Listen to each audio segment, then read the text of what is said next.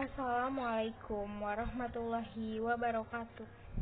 Saya Suci Lestari dari kelas 11 IPS 1 akan menjelaskan tentang perlawanan Kesultanan Goa Talo atau Makassar. Latar belakang. Kerajaan Goa merupakan suatu kerajaan yang sangat terkenal di Nusantara.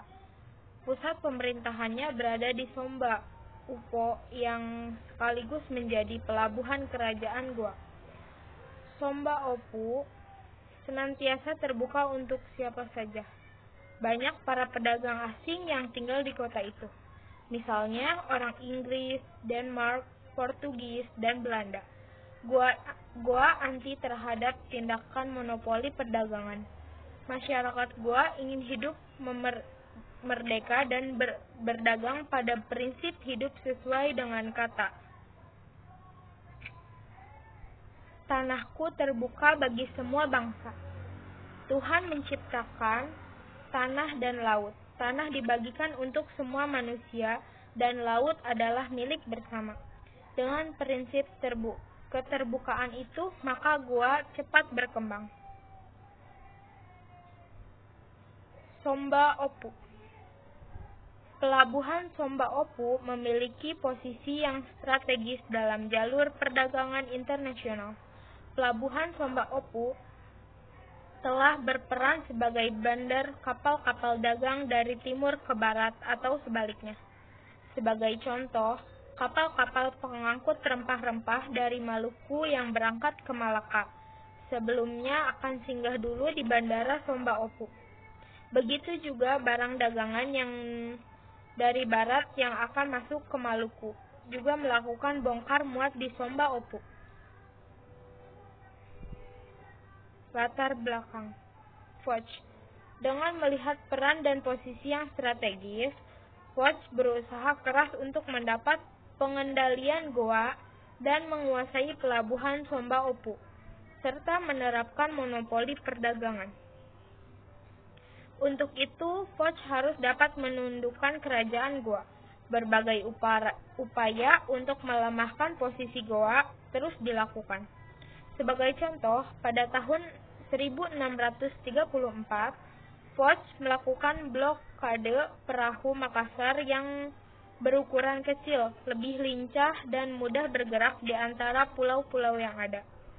Kemudian kapal-kapal Foch merusak dan menangkap kapal-kapal pribumi maupun kapal-kapal asing lainnya. Jalannya perang.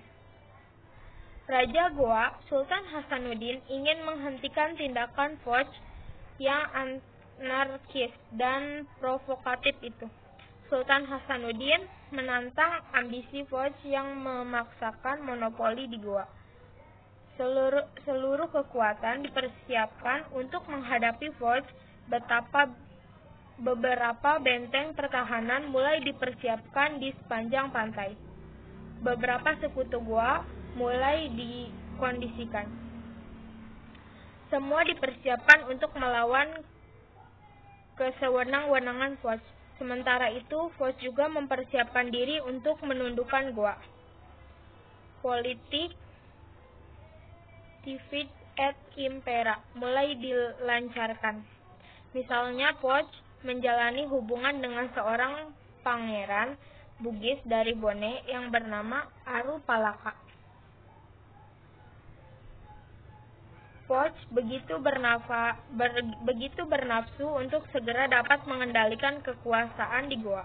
Oleh karena itu, pimpinan Foch, Gubernur Jenderal Matsuyker, memutuskan untuk menyerang Goa. Dikirimlah pasukan ekspedisi yang berkekuatan 21 kapal dengan mengangkut 600 tentara. Mereka terdiri atas tentara Foch, orang-orang Ambon, dan juga orang-orang Bugis, di bawah Aru Palaka. Tanggal 7 Juli 1667, meletus Perang Goa. Tentara Foch dipimpin oleh Cornelis Janson, diperkuat oleh pengikut Aru Palaka, dan ditambah orang-orang Ambon di bawah pimpinan John Kervan. Kekuatan Foch ini menyerang pasukan Goa dari berbagai penjuru. Beberapa saran Foch berhasil ditahan pasukan Hasanuddin, tetapi dengan pasukan gabungan disertai peralatan senjata yang lebih lengkap, Foch berhasil mendesak pasukan Hasanuddin. Benteng pertahanan Pentera Goa di Barombang dapat diduduki oleh pasukan Arupalaka. Hal ini menandai pemenangan pihak